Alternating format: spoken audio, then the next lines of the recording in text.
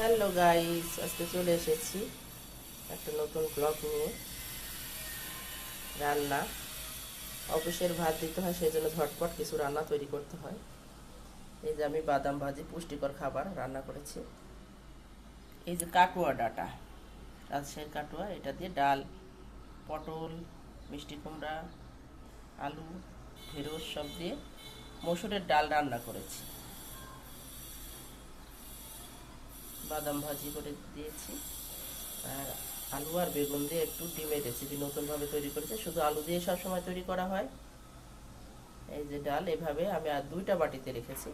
সংরক্ষণ করা যায় এভাবে ঢেকে ভালো করে, বক্সে এয়ারটাইট। 2-3 দিনও খাওয়া যায় ফ্রিজে, নর্মাল ফ্রিজে রেখে। ভালো থাকবেন, সুস্থ থাকবেন। সপ্তর্ষি দাস ব্লগ চ্যানেলের সাথে থাকবেন, সুন্দর সুন্দর গান শুনবেন এবং সুন্দর সুন্দর রান্না দেখবেন। ভালো থাকবেন।